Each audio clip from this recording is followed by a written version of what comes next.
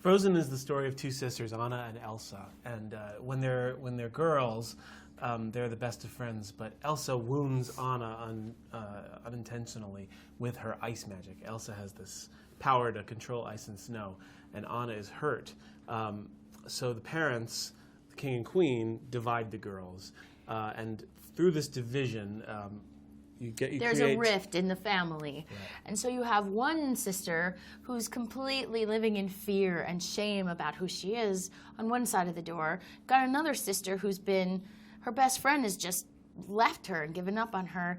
And so she's longing to connect. And really, you've got, it's two sisters, one who lives in fear, one who lives in love, and the power of love to help build that rift again.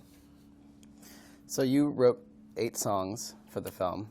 Can you describe your process for writing those songs? We wrote 8 songs and 1 reprise for the film, and our process basically starts with talking every single day for 18 months. We had a conference call from 12 to 2, and we would just with the filmmakers, with Jennifer Lee and Chris Buck.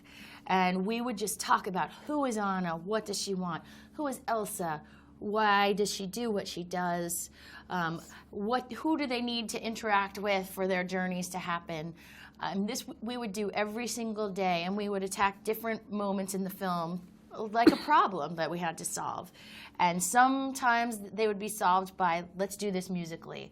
Sometimes it would be, oh no, this feels like dialogue, let's do that dialogue. But it was the arc of the story was the first. And then the next beat of turning it into a song usually started with... Right, well, that was the two of us, talking and talking once again about what the characters wanted, how they'd get from point A to point B. Because the songs need to serve the story. If the songs don't do any storytelling work, then they don't belong in a film like this. So it was us talking and talking, getting ideas for rhymes, getting... inspiration for the music of the song, and then by the end of a day or two of talking, usually we had all the raw material we'd need to write it, and then it would usually go pretty quickly. Right. Once you found the hook, and the hook, for instance, a hook is let it go, where you've got both melody and words that are telling a story. And once you have that, you can build around that. And some hooks came easy, like Let It Go, because she had to let go of her past and let her power go. It had the duality. Some hooks were much harder to find, like First Time in Forever and Fixer Upper. And sometimes we'd have to write several songs that would all end up on the cutting room floor in order to find the right one. And sometimes you have to write the wrong one to find the right one. So what was the first song that didn't end up on the cutting room floor? That was Let It Go. Idina Menzel's song, Elsa's song of transformation from being this vulnerable, scared girl person living in fear to a powerful woman, and the Snow Queen, really. And what's interesting about that particular song is at the time, the story was very much in flux. And we sometimes also did villainous things, and sometimes she was the protagonist. But once we wrote Let It Go, and once we found this vamp, you want to play this vamp? So once you have a character who sings with this amount of emotion, she couldn't be the villain anymore. And we put ourselves in the mindset of someone who would leave everything behind and be stuck out on a mountain, and how cold and scared she would be at that moment, and singing, "The snow glows white on the mountain tonight, not a footprint to be seen. A kingdom of isolation, and it looks like I'm the queen.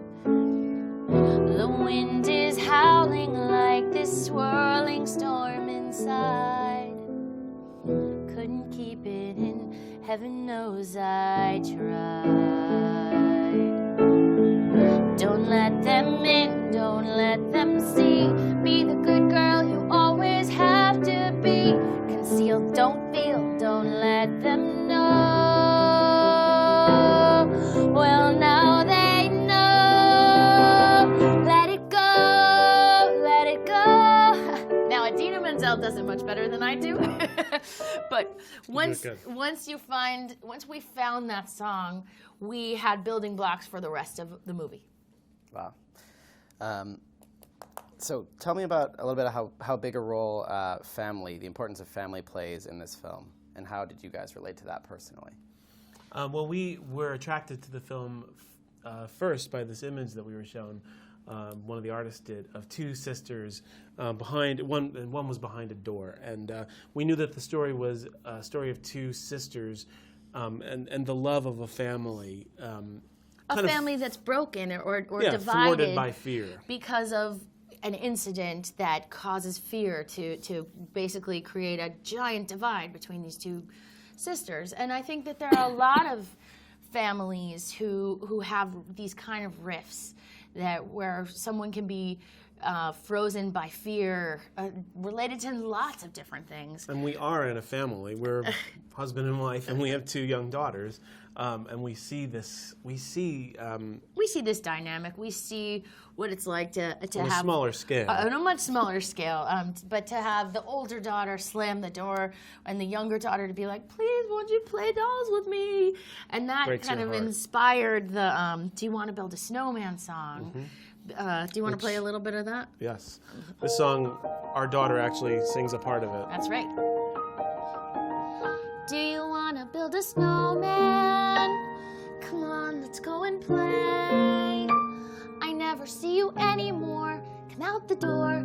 It's like you've gone away. We used to be best buddies, and now we're not. I wish you would tell me why. Do you want to build a snowman? She goes through the door. It doesn't have to be a snowman. Okay, bye.